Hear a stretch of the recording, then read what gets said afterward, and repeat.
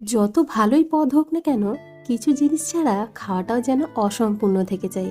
এই ধরুন শেষ পাতে চাটনি। এই চাটনিটা না হলে ঠিক খাবারটা সম্পূর্ণই হয় না। আজকে আপনাদের সাথে শেয়ার করছি একদম অনুষ্ঠান বাড়ির সাথে টমেটোর চাটনির রেসিপি। চাটনি বানানোর জন্য আমাদের প্রধান উপকরণ লাগবে টমেটো। আমি এখানে টুকটুকে লাল কয়েকটা টমেটো নিয়ে নিয়েছি।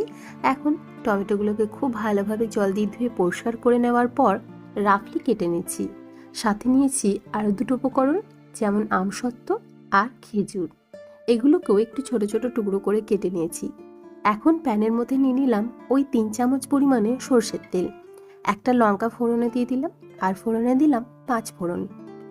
ফোড়নে মৌরির পরিমাণটা একটু বেশি রাখবেন, তাহলে টেস্টটা ভীষণ ভালো আসে। এখন ফোড়নটাকে খুব ভালোভাবে অল্প একটু সময় ধরে ভেজে নিয়েছি। ভাজা হয়ে যাওয়ার পরই দিয়ে দিচ্ছি এখানে টমেটো। টমেটোগুলো অবশ্যই আগে ধুয়ে তারপর কেটে নেবেন। কাটার পর কিন্তু আর ধোবেন না। এখন দিয়ে দিচ্ছি পরিমাণ মতো লবণ। লবণ দিয়ে টমেটোটাকে ভাজলে টমেটোটা খুব তাড়াতাড়ি গলে যায়।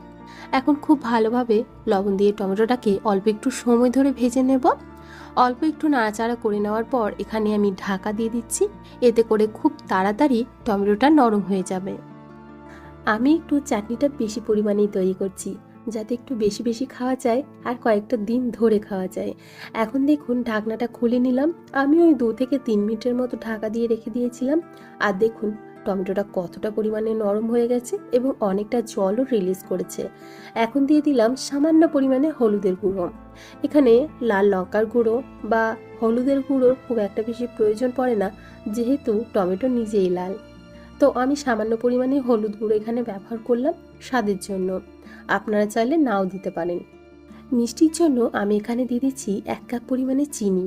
এই টমেটোর চাটনিতে চিনির পরিমাণটা একটু বেশি লাগে। আপনারা যদি চান এর থেকে একটু কম পরিমাণে চিনিও ব্যবহার করতে পারেন। যেহেতু অনেকটা পরিমাণে চাটনি তৈরি করছি, তাই মিষ্টিটা একটু বেশি দিলাম। তারপর দিয়ে দিচ্ছি এখানে খেজুর এবং আমসত্ত্ব। খেজুর এবং আমসত্ত্ব আগে থেকে ব্যবহার করবেন না, তাহলে একদম গলে যাবে, খেতে ভালো লাগবে না। আর এই চাটনির মধ্যে খেজুর এবং আমসত্ত্ব যদি একটু চেয়ে চেয়ে থাকে, তাহলে দেখতে এবং খেতে বেশি ভালো লাগে। এখন সবশেষে দিয়ে দিচ্ছি কিছুটা কিশমিশ এবং কাজু। কাজুটাকে আমি হাফ টুকরো করে কেটে নিয়েছি। এখন সমস্ত কিছু খুব ভালোভাবে মিশিয়ে নিচ্ছি। দেখুন তো চাটনিটা ঠিক সেই রকম হয়েছে কি না। আর এই চাটনিটার স্বাদ কিন্তু অসাধারণ হয়, আর বানানো তো দেখলেনই, ভীষণই সহজ। এখন সবশেষে আমি কিন্তু আরও একটা উপকরণ দিয়ে দেব।